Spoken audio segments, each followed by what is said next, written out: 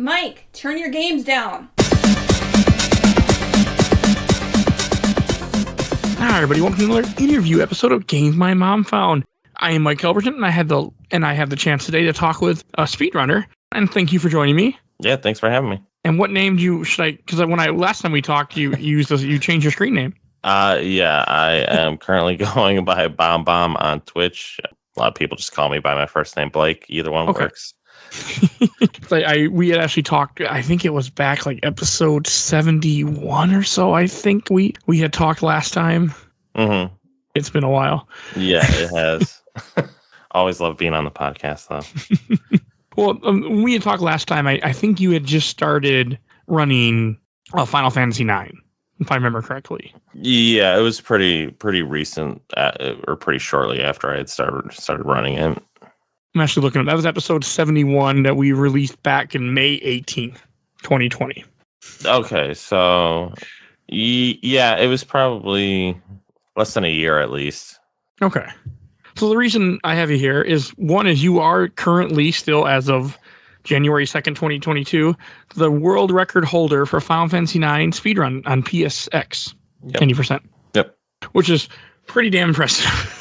Yeah, I never really thought I would ever have a world record in any game until, I don't know, there's just something different about FF9. I really wanted it. I mean, hell, anytime, so for those that don't know, what speedrunning is where you play a game as fast as you can, just like it sounds like, but it's all about grinding runs, right, essentially? Yeah, especially with a game that is, on average 9 hours long. For a fast, I mean, I haven't played Final Fantasy IX in years. It came out in 2000 for PlayStation 1. It's been so many years since I played it, but I know it took me a lot longer.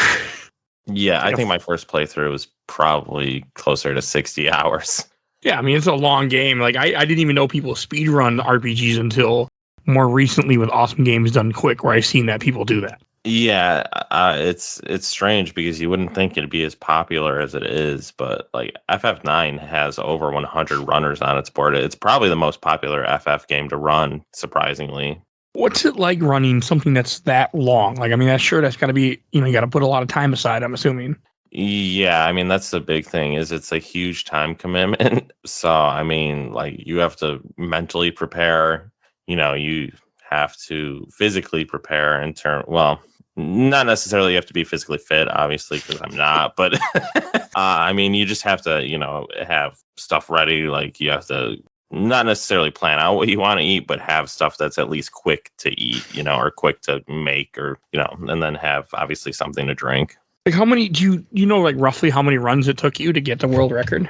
Oh, over 1,000. Unfortunately. Damn. So the program we use, Live Split, unfortunately, I had lost my old splits that I was using because my solid state drive had crashed in my computer at one point. So I had to replace that, and I lost pretty much everything that was on that because I was stupid and didn't have it backed up to my other hard drive for some reason.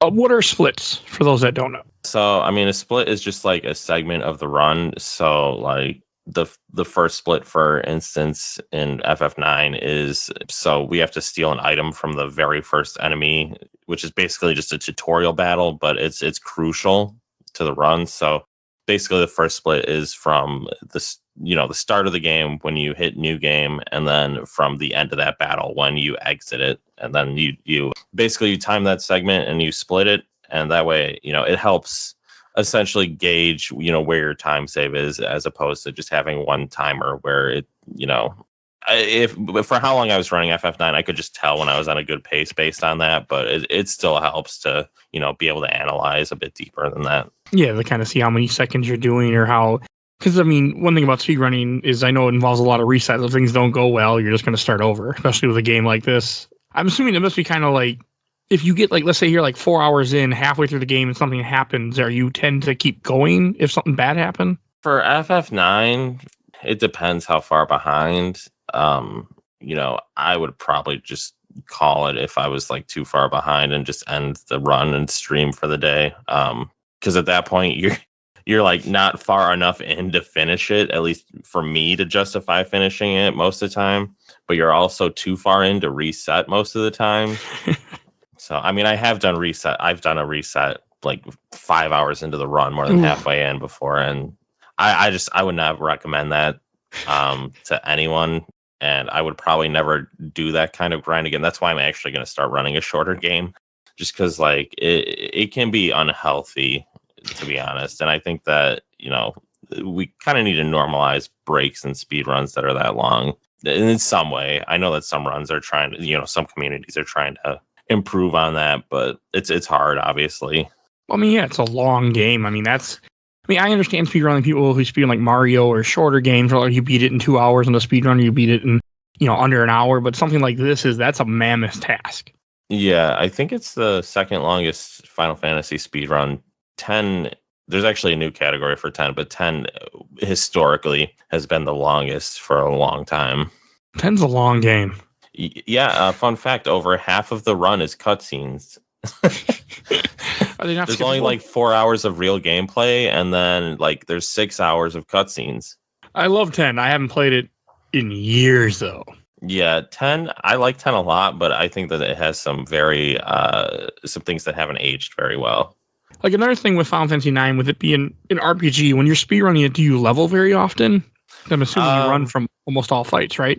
Yeah, I mean, there's forced fights in 9, so, a majority of the experience we get are from those fights. There's like 3 or 4 fights outside of that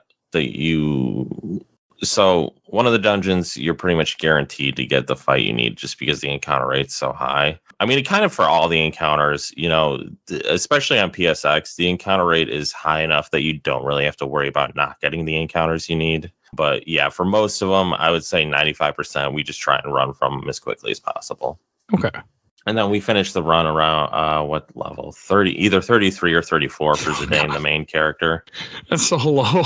Yeah, I mean, you'd be surprised because of how the game works. A lot of people don't realize how deep like the stat mechanic, so your stat growth is based on the equipment you have, actually, and I feel like not a lot of people know that. So like that's why to get max stats, you basically have to try to level as little as possible and then start power leveling like end game. So the end game equipment is going to give you way better stat growth than like early game. So with FF9, it actually is not really beneficial it is, but it isn't. Like if you want to get really high stats, it's not beneficial to, power level early. Okay. I feel like that is not communicated in the game either at all. It's not. Okay. I don't know why, because you'd think it'd be very important, but yeah, stat growth. And maybe the devs just didn't want people to be able to abuse it, because obviously, we abuse it as much as we can. But yeah, everything in that game is tied to equipment, and I feel like that's where the real customization comes from. And I don't really hold it against people, I guess, for lack of a better term, for people who don't know that, because it isn't explained. So, but the game is a lot deeper than I think a lot of people who don't like the game give it credit for. I mean, I have always known it as a really good RPG and a good, it had a good system. Like, I know you learned a lot of abilities from weapons, but I never realized that it's like 6 where in this case, the weapons give you, upgrades. That I never knew. Yeah. And the ability system, I didn't know this until I started running either. So basically, if you have 2 pieces of equipment that teach you the same ability, it doubles the AP growth, and if you have a third, it triples it, and so on. That's cool. I didn't know that either. Yeah, so we take advantage of that just to learn abilities as quickly as possible, and obviously there's the ability upskill that also doubles AP growth. Because I haven't played this game since early 2000s, and I remember I had the strategy guide for it, which was complete utter garbage, because it was all, hey, go to playonline.com. It's kind of a meme in the community. Okay. I don't have it anymore. I got rid of it because it was completely garbage. Because it was just go to the website that doesn't even exist anymore. Yeah. They converted the website to Final Fantasy 11, essentially. They tried to be really forward thinking with it, but I don't think they accounted for the rise of GameFAQs and similar websites. Yeah, we're better. Yeah, exactly. It's like when you do the runs, are you doing a lot of like random number generation manipulation, like for boss fights and things? Not with FF9. We really don't. So not with 9. It's a really straightforward run, and I think that's what makes it easy for a lot of people to understand, and why it's kind of fun for, even if you have very little knowledge of the game, it's just fun. It's kind of cathartic to watch people, runners get screwed over by bad RNG. But yeah, like stuff like FF10 actually tracks RNG now, which is crazy. But yeah, a few of the FF games do track RNG and stuff like that. Okay, what do you mean by track RNG? Like, so basically, I'll use FF8 as an example. So basically, what they do is they need certain cards from Triple Triad to synthesize them into items, or magic, rather, I should say. okay. So they have a program where like they track stuff that you think wouldn't even matter, like the amount of hits, say, Squall had on Ifrit. That matters in tracking the RNG. So they actually have a script that they use to track all that, because I mean, no human's going to feasibly be able to track that. Yeah. It's really interesting. The science of the runs has come a long way for some of them. With FF9 though, it's much harder to track because so much is randomized. Like there's stuff in cutscenes that's randomized for how long the cutscene will take.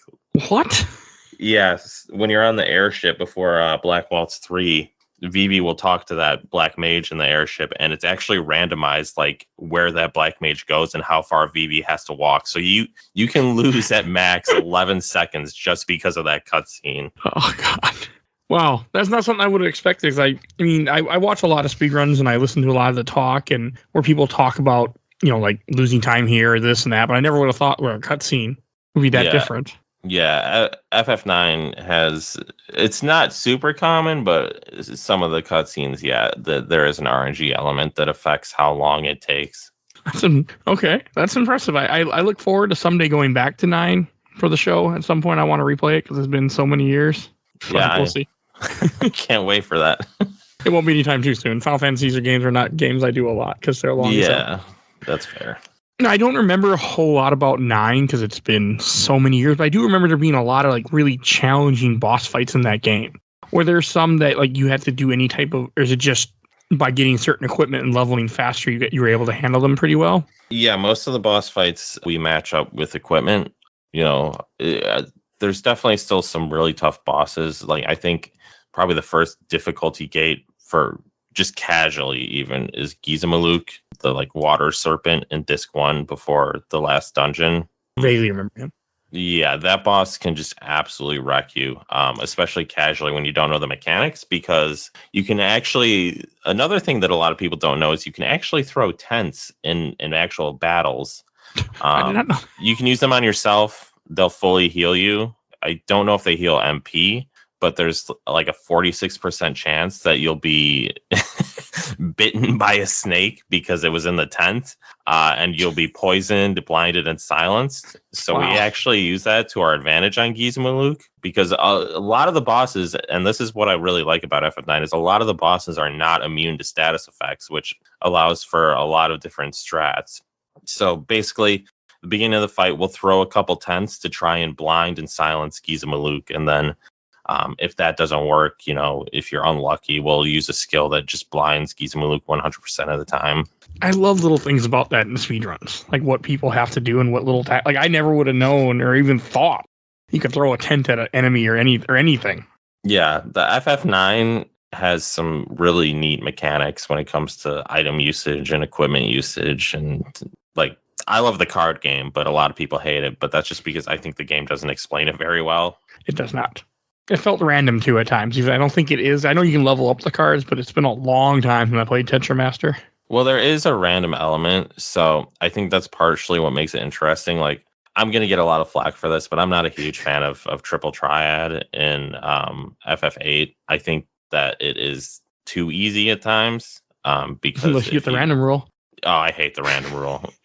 But you are right. 8 is easier because all you have to do is get really top cards, and then you can just win every game because you can overpower everything. Where with 9, you can get really good cards, but they don't always have good arrows. Yeah, and the stats on cards in 9, so you could have an amazing card, but there's still like a very small chance. We actually have a table that shows the percentage of like the likelihood of your card losing. So like even if you have a low tier card, you can beat a good card. There's always a small chance. And the defender actually, when the cards are even, the defender has the advantage. Well, that's cool. That's odd. Yeah. Moves usually is offensive in most games, I feel like. Yeah. Tetramaster is really deep, and it's I think it's hard to understand just because, the manual even says, figure it out for yourself, basically. Well, I'm assuming in a speedrun you don't play any Tetramaster, do you? Or is there ones that the game makes you play? Well, there's the card tournament that's mandatory and actually gives you a really good item if you win it. So we originally, for a long time, you had to, if you didn't win the card tournament, you had to go make it like a 90-second detour to make that item. But we actually routed it out.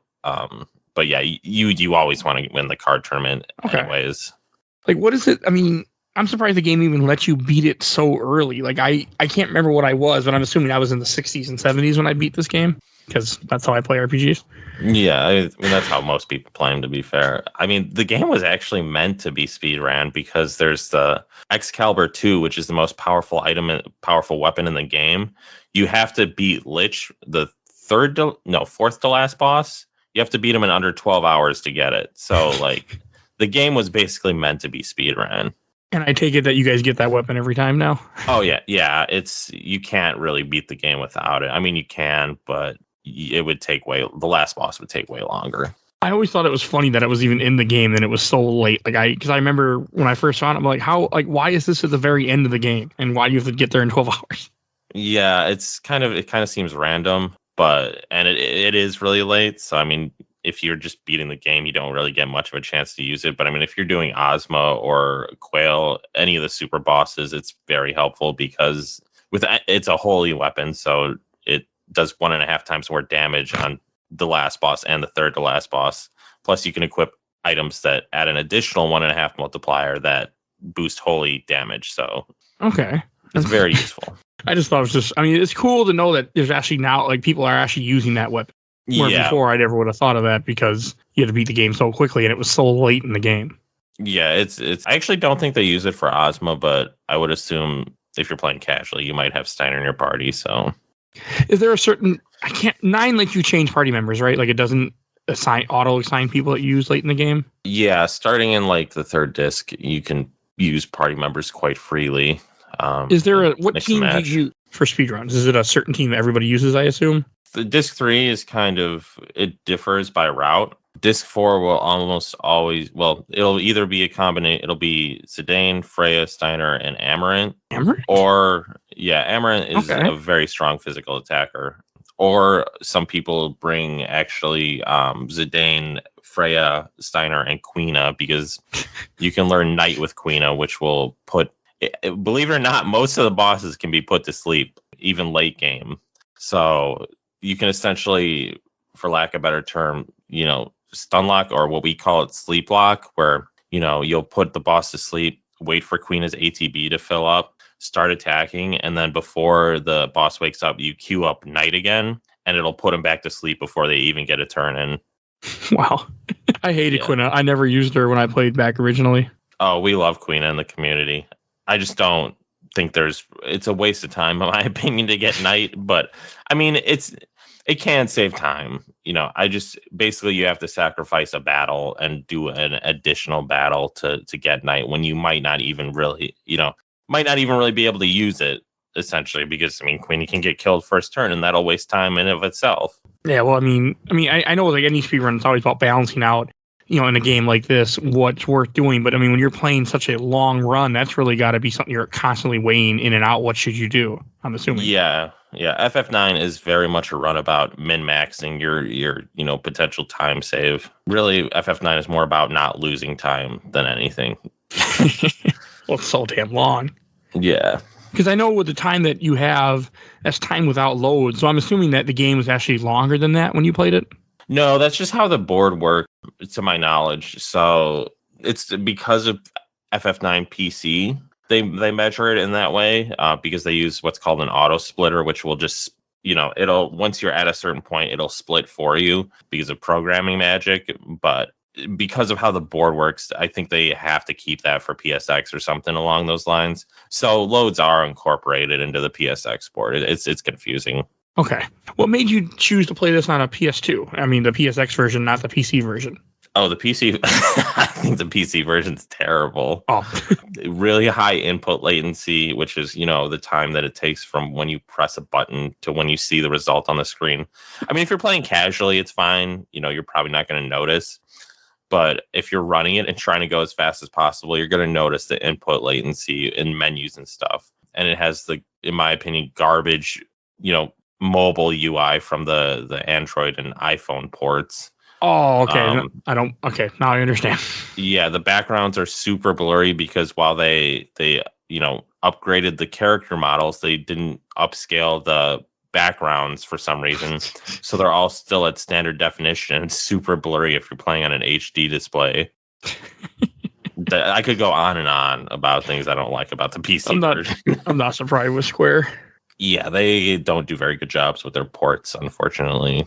No, I can definitely believe that. And I only play the original versions. I haven't went back to a lot of these games yet, but I'm not surprised at all.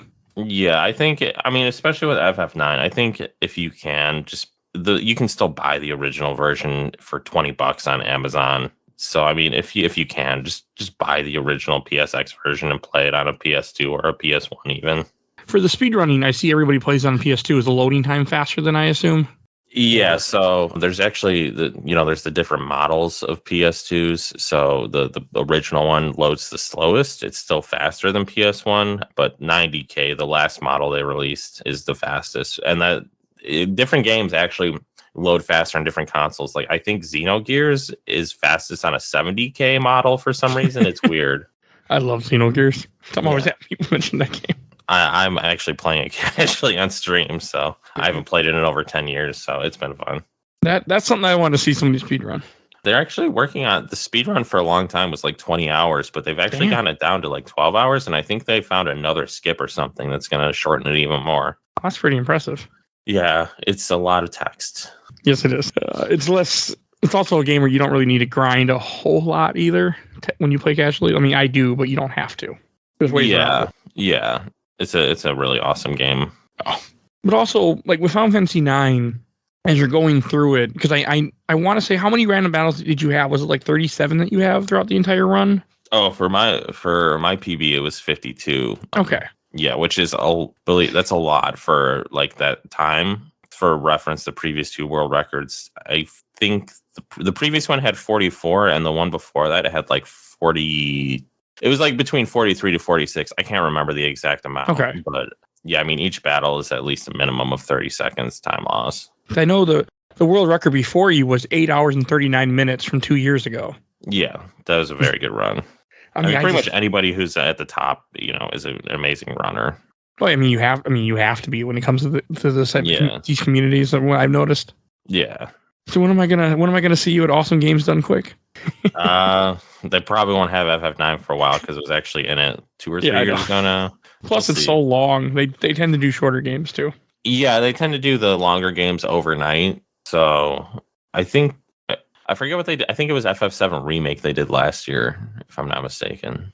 They normally try to include at least one Final Fantasy every year, which is nice. They'll never do FF10 though. They might do FF10 with the cutscene skip mod that we have now, but yeah, that for a long time they would never do it because it's just so long. Yeah, it's so long and there's so many cutscenes. And part of the fun of speedruns, especially for me, for Awesome Games Done Quick, is to hear all the different strategies. Like I love hearing the nitty and gritty, what people do and what they're looking for and what they're not trying to get and how much RNG is in there. Like I find that so fascinating. Oh yeah, that's a big draw to speedrunning for me also, especially FF9. I need a game that's less random for a while, but I actually really enjoy games that have high amounts of RNG just because I think it keeps things interesting. Do you have to use a lot of stealing in the speedrun in order to get certain items earlier that you need? The only thing we need to steal is Mage Masher, which is the item from the first, the tutorial enemy at the beginning. Okay. Other than that, there's some optional ones, like you can steal the Mithril Dagger from Sea Lion. The big one is you can steal, it's called Ori Chalcum. It's from a Disc 3 boss, but it makes the next boss fight like at least a minute faster typically. Well, that's cool. Yeah, it's only like a 2 or 3% chance to steal it, though. So I take you don't get it very often, huh? No, not at all. What made you choose Final Fantasy 9 to be that game? Because I know you speedrun before. I know you speedrun like Resident Evil games before. Like, what was it about that game that made it be that this is the one that I'm going to go for? I mean, the big thing was I had gotten 3-day weekends at the time, and I don't know. I was going through some personal stuff, so like I was just kind of making a lot of changes, both to like my personal life and Twitch, and I just kind of wanted something new.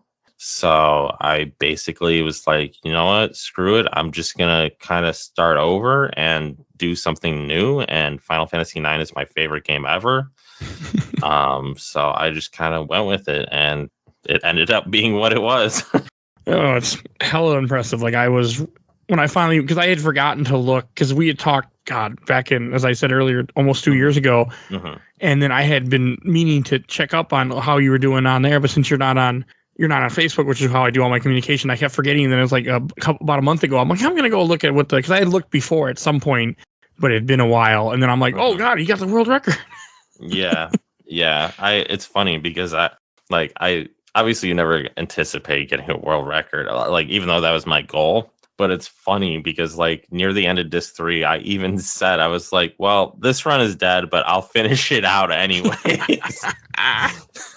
Because I was like, I think I was almost 2 minutes behind at one point. So I was like, yeah, I could probably PB, but there's no way this gets world record. And then I had the most insane disc 4 ever. It's actually world record for PSX disc 4. Damn. And the rest is history.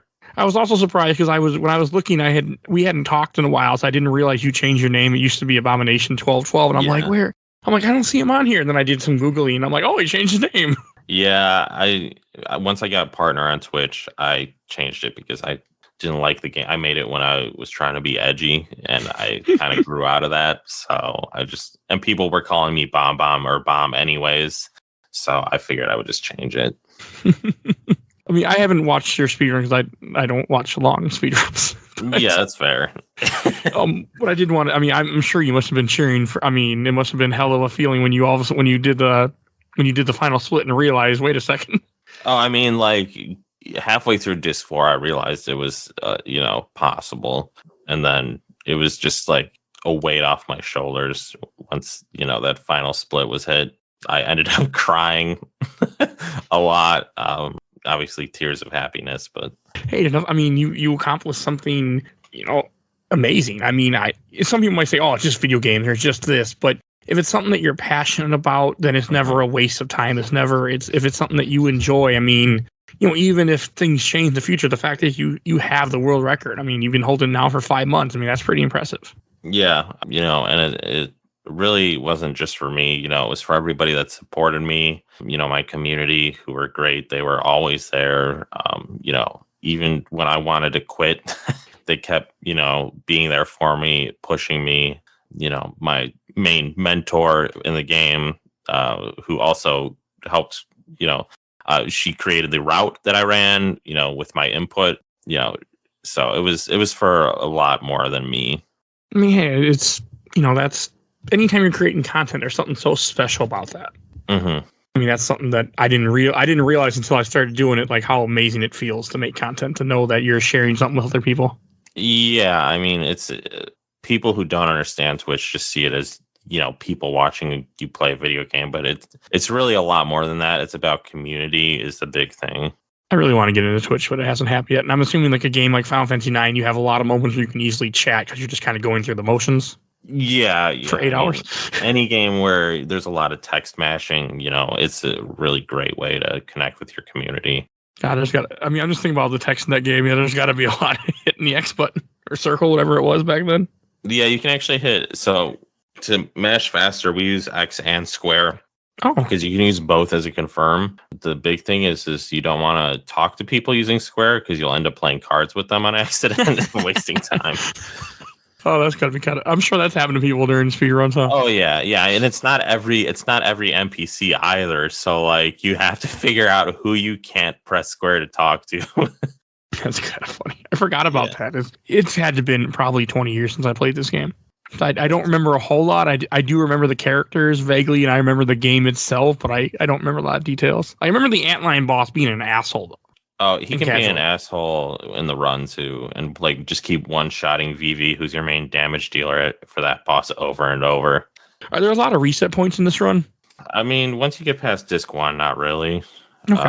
I really recommend resetting as little as possible with this game. Just, look at my PB. I said it was dead, and It wasn't. it's just too random to, I understand wanting to reset, but like it's so unhealthy. Like it's a mental grind at that point because you're watching the same cutscenes over and over and doing the same beginning sections over and over. But there's too much uncertainty with the run to like, be a minute behind or 2 minutes behind, unless you're really going for like an insane time. But like to be 2 minutes behind, at the beginning, or well, I should say the end of disc 1 and reset. Because I mean, I'm assuming disc 1 is a few hours into the game, right? Too. Yeah, disc 1 ends like my PB was 2 hours 15 minutes. Damn. But on average, I would say it's probably like 2:18 to 2:20. Okay, that's a while to go into a run. Yeah, and I mean it's really basically a fourth of the run when you think about it. Are there I mean, I'm surprised does this game have any like glitches that people use to get through? Not really. There's a few very small skips you can do. There's one skip at the beginning where you're the very beginning, like first screen beginning, where you take controls VV and Puck runs up behind you. There's a glitch where if you talk to an NPC on the same frame that Puck would run into you, you can skip that dialogue and keep moving even though he's talking to you. Okay. But it's frame perfect, and most of the screens run at 60 FPS. So I mean, you have a 60th of a second to make that input. So yeah, and it only saves like 3 to 4 seconds. So most people don't even bother. You lose time if you miss it. You lose 1 to 2 seconds. So I mean, it's not a huge deal. Okay. But most people just don't really see the point. I mean, if you're going for like a segmented run, that makes sense, because a segmented run is when you basically reset to get the perfect segment over and over and basically show what is humanly possible if you were to get the best scenario in every situation. Okay, and I can see there aren't very many. There's only 2 of those currently on speedrun.com. Yeah, my buddy Reverb runs it. He's the only active segmented runner, but it's really interesting to watch, just because it's kind of neat seeing what would happen in best case scenario every time. But it's a lot of grinding. That is a lot of resets. The nice thing is that you can quit whenever you want, as opposed to, a single segment, which is just doing the whole game in one sitting. Yeah. And was your family or significant other supportive of what you were doing when you're sitting there playing for 10 hours straight? Yes, my girlfriend was very supportive. She was always there cheering for me, and it was a big part of my success, I think. So my other family they don't really understand Twitch. So my mom sort of does, but she very rarely ever logs on. It's a different age group thing. Yeah. For sure. I'm younger and I don't mess with Twitch either. Yeah. I mean, I just watch YouTube. Yeah. I mean, I understand that too. 'Cause I mean, with Twitch, you can just lurk, but I think there's, and just kind of watch. But I think a lot of the draw is, the chatting, and some people even I don't have the mental capacity to do that all the time. So, but no, I'm always happy to hear that people have, a significant other that will, support what they're doing. Like I couldn't do what I do if my wife wasn't okay with the fact that I devote so much of my time to my craft. For sure. I that's really important for any hobby. And I'm assuming with FF9, it wasn't a game you could come home from a day of work and then go speedrun because it's 9 hours for a run. Yeah, I mean, basically, I started dating her after I'd started running it, but she was supportive immediately. But basically, when I was really, really grinding it, my regiment was coming home, practicing 1 to 2 hours every day. My days that I didn't run, and then on the days I had off, I would do runs, and I would do that every week. So it was there was a rhythm to it, for lack of a better term, I guess. I was like, what would you practice? Like you'd have like a certain segment that you would practice then? So yes, when I was like still trying to really improve, anything that I felt like I screwed up or made a mistake, I would practice it. I would, determine what I needed to practice for the week, and then just grind that out, grind out. It could even be something like a specific boss fight. I would just do the same boss fight over and over for probably at least a half hour to an hour. And then other stuff, would just be miscellaneous, like practicing menus. Towards the end, I was just like basically practicing menus and practicing disc 4, which apparently paid off. Yes, I would agree with you.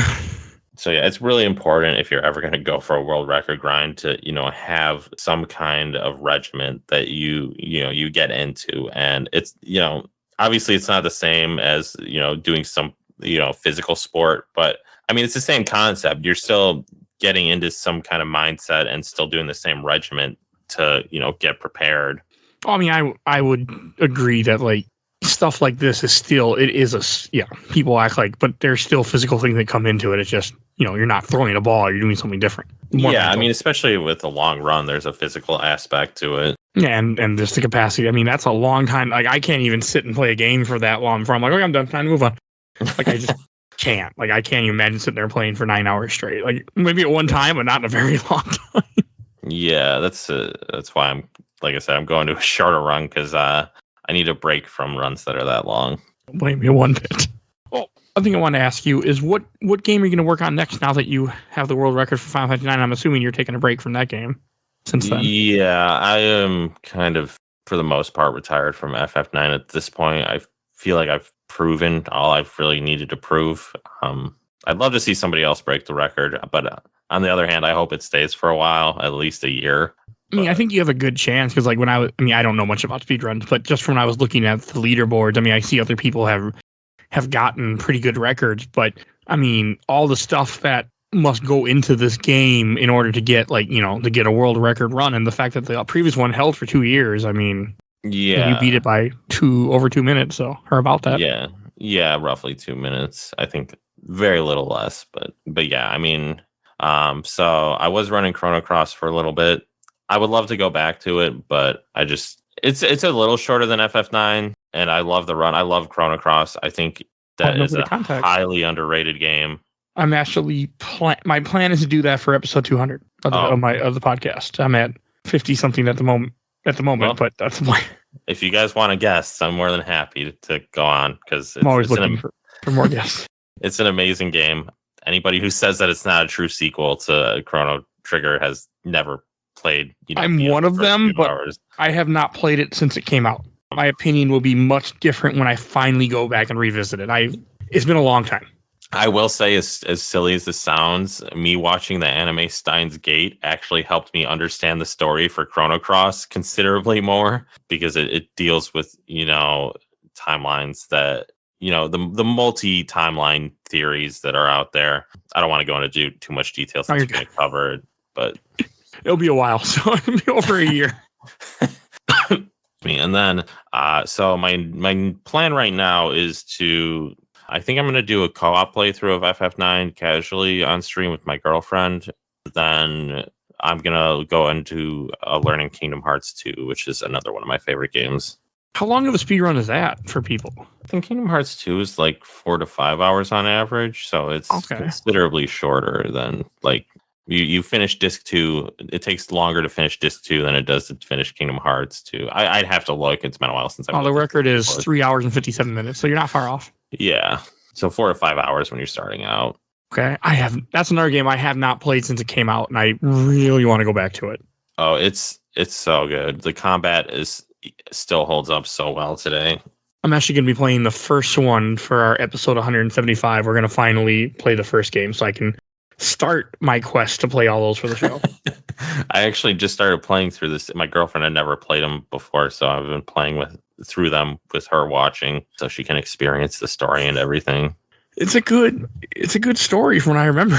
Yeah, I mean, it can be confusing, but I think I blame Square for that because some of the games that aren't numbered mainline games should be, like Chain of Memories. And Birth of Sleep, right? Yeah, Birth by Sleep is also very important. I don't know that it should be. It's a prequel, so hard to number it. I guess you could call it Kingdom Hearts 0, but I don't know a whole lot about because I've only played 1 and 2, and I've tried and I played Chain of Memories a bit, but it was on GBA and I didn't finish it. It was a long time ago, so I don't remember a whole lot about it. I love Chain of Memories. A lot of people hate it, but I think it's a more difficult game to grasp because it is card based, which is kind of weird. But I like card based.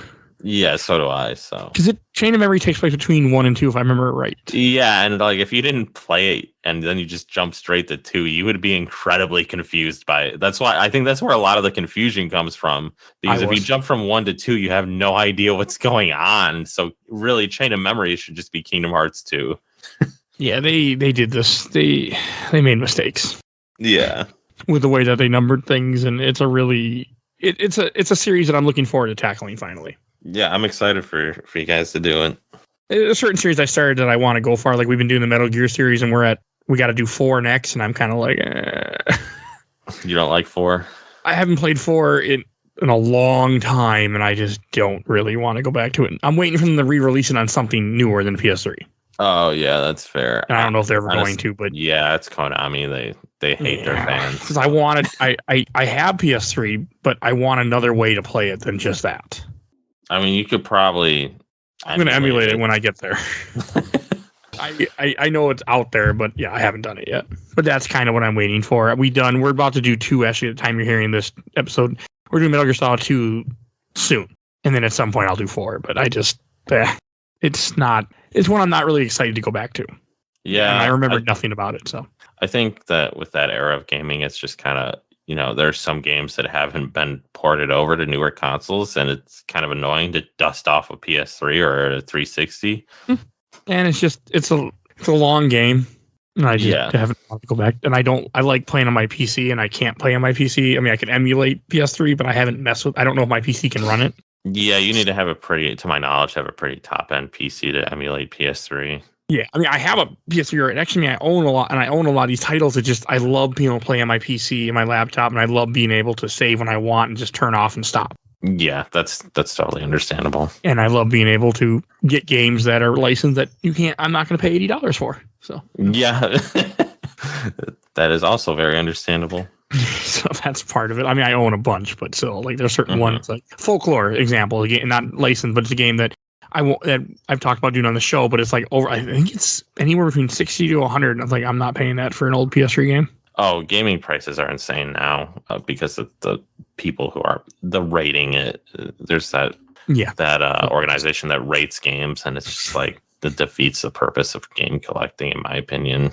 Yeah, so I just buy stuff on Steam now mostly, and I'm happy with that. Yeah, I mean, it's cheaper. That's why I buy a lot of stuff digitally now too. It's just it can be more convenient, and it's most likely cheaper.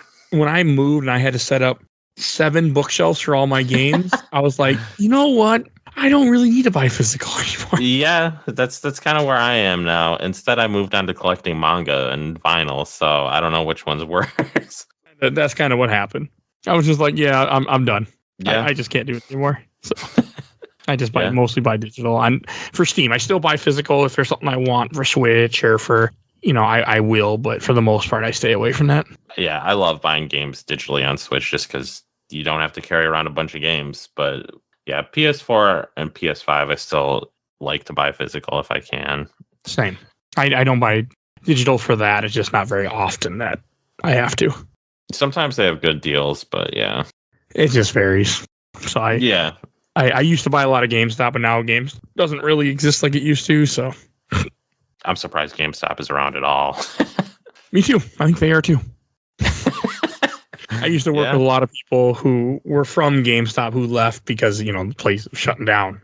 And they told me stories, and it wasn't. Yeah, they just don't treat their employees great either. No, it was a great time, like during the 360 era, but things did not go the best in the PS4 era and on, so. Yeah. They did not have good things to say. Yeah. Not with the current weight. I mean, the company's fault. I mean, I love GameStop, but they're not going to be around in another 3 years, probably. Or at least they're going to be way different if they are. Yeah, I think that the main thing they screwed up was by stopping, I feel like retro games are the way to go if you're going to, sell them used at this point. It is. And they didn't do a good job with that, and they didn't try to, make that work. Yeah, I remember they had a small push for it, but I haven't heard anything about it since. Oh, it's gone. Oh, they stopped doing it altogether? Wow. It went away a while ago because, people were getting they weren't really checking games, but people were getting lots of counterfeit expensive games, like Earthbound would be counterfeit. Because they didn't know what people weren't trained to what to look for because it's a whole different where people, take out the cases, put different chips in, and they didn't know what to look for. Wow. So yeah, they stopped it completely. I mean, I guess if you're not going to do something right, why do it at all, right? It didn't make them money like they were hoping, and it didn't grab what they... And there were a lot... I mean, GameStop had too many stores, too. Yeah. I mean, hell, one city not that far from me where my son lives, and you had 2 GameStops within a mile of each other. You don't need 2 GameStops in a small town. Like, it's fine. You just need one. You don't need 2. Yeah, pretty much. That's what they did because of EV Games. Yep. Because they bought them out, and they just did not think straight. Like Mall America used to have 2 GameStops. It didn't need 2 GameStops. Now it just has one giant one. But giant mall, but you still didn't need 2 GameStops. I never understood the point of having the same restaurant or store in a mile radius. You don't. Unless it's a Starbucks or something of that nature, you don't. We've got like 3 McDonald's in our town, and it's like a city of 20 to 30,000 people. Yeah, McDonald's a little different though. But yeah, you don't need that. All right, I think that's everything. Any last things you want to say about speedrunning? I think more people should get into it. If you have the time and patience, definitely don't hesitate to try to jump in for any game. Normally communities are really welcoming. Can't think of any community that actually isn't welcoming for that matter. Especially the FF community. Everybody is super nice. Easily the best community I've ever been a part of in any speedrunning community. But yeah, jump in if you're interested. And then, if you want to jump in FF9, I'm more than happy to answer any questions at my Twitch channel. And where can people find you at? Twitch.tv/BomBom. That's BOMBOM. All right. And there will be a link in the show notes to that too. Appreciate that. And I want to thank you again for coming on and doing this. I wanted to do this earlier to when you got the record, but I did not check for a while. Oh, it's all good. I appreciate you having me. I always enjoy being on the podcast. All right. I'll definitely get you on more. I just forget about you because you're not on Facebook, and that's all I use. That's fair. All right. Well, thank you again for joining. And if you enjoyed this episode, we have other interviews we've done. Plus, we have tons of different episodes. We cover games, comics, movies. So definitely go check out all our backlog. If there's something that you can't, if it only goes so back on your Podchaser that you use, such as Spotify or iTunes, use Podbean. It will have everything on Podbean. And if you enjoyed this episode, you can help out the show. For as little as $1 a month, you can vote in our Patreon polls. You will see a link to our Patreon in the show notes. Every month we do a different Patreon poll. And I want to thank my intro and outro courtesy of Helena at Hell Has Fury. You will see a link to her TikTok in the show notes. Definitely go follow her. She's the one that made our music. And please follow. And we are on Facebook, Instagram, Twitter, and on YouTube. Only audio, but we are on YouTube. And I want to give a shout out to my buddy Bill Tucker, who started his own podcast, Gamer Looks to 40. Definitely go check him out. I think that's everything I need to say. So we will see you guys all next time. Bye, everybody.